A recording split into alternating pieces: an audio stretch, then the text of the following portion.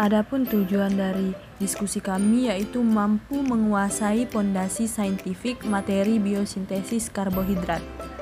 Prosedur kerjanya yaitu 1. Memahami materi mengenai biosintesis karbohidrat, dan 2. Membuat video pembelajaran dari materi yang sudah dipahami dengan semenarik mungkin. Apa itu karbohidrat? Jadi karbohidrat ini adalah produk organik fotosintesis langsung yang paling penting di sebagian besar tanaman hijau. Pembentukan karbohidrat sederhana, glukosa ditunjukkan oleh persamaan kimia. Setiap tumbuhan yang hidup di planet bumi umumnya bisa melakukan fotosintesis. Proses ini memerlukan cahaya matahari untuk mengubah karbon dioksida dan air menjadi karbohidrat.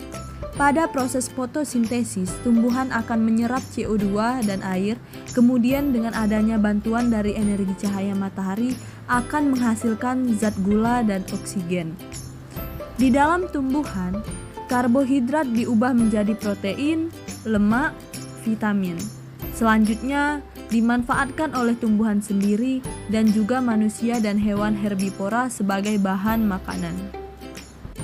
Sel tumbuhan memperoleh energi melalui proses yang disebut fotosintesis. Proses ini menggunakan energi matahari untuk mengubah karbon dioksida dan air menjadi energi dalam bentuk karbohidrat.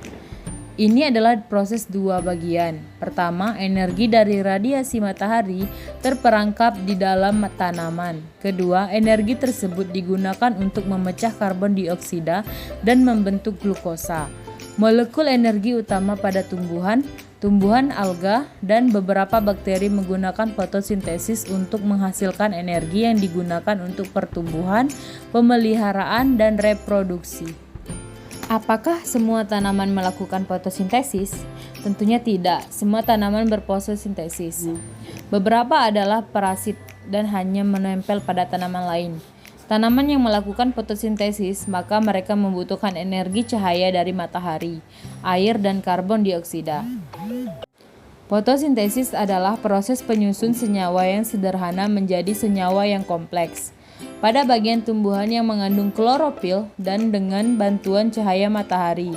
Klorofil merupakan pigmen yang berfungsi sebagai penangkap energi cahaya matahari, lalu mengubahnya menjadi energi kimia yang terikat dalam molekul karbohidrat. Pada tumbuhan terdapat bagian kecil bernama kloroplas, sehingga tumbuhan mampu melakukan fotosintesis. Proses fotosintesis menghasilkan produk utama berupa karbohidrat yang disimpan sebagai cadangan makanan, antara lain pada buah. Selanjutnya, buah ini dapat dikonsumsi oleh makhluk hidup yang tidak dapat membuat makanan sendiri dalam tubuhnya, yaitu hewan dan manusia. Proses fotosintesis pada tumbuhan terbagi menjadi 5. Yang pertama yaitu tumbuhan menangkap cahaya menggunakan pigmen yang disebut klorofil. Klorofil terdapat dalam organel yang disebut kloroplas. Klorofil menyerap cahaya yang akan digunakan dalam fotosintesis. Yang kedua yaitu karbon dioksida yang ada di sekitar tumbuhan. Langsung diserap melalui jaringan stomata yang ada di daun. Yang ketiga yaitu air yang ada di sekitar tanaman, langsung diserap melalui akar dan diteruskan ke daun melalui batang-batang tumbuhan. 4. Air dan cahaya matahari digunakan pada proses terang. Reaksi terang terjadi pada grana atau tunggal granum, di mana terjadi konservasi energi cahaya menjadi energi kimia dan melibatkan pemecahan air serta melepasan atau menghasilkan oksigen O2. Selain menghasilkan oksigen dalam proses reaksi terang, ini dihasilkan juga energi NADPH dan ATP. 5. Karbon dioksida yang tadi diserap oleh stomata digunakan pada reaksi gelap. Reaksi gelap terjadi di dalam stoma. Dalam reaksi gelap terjadi seri reaksi siklik yang membentuk gula dari bahan dasar CO2 dan energi ATP dan NADPH. Energi yang digunakan dalam reaksi gelap ini diperoleh di reaksi terang. Hubungan antara fotosintesis 1 dan fotosintesis 2.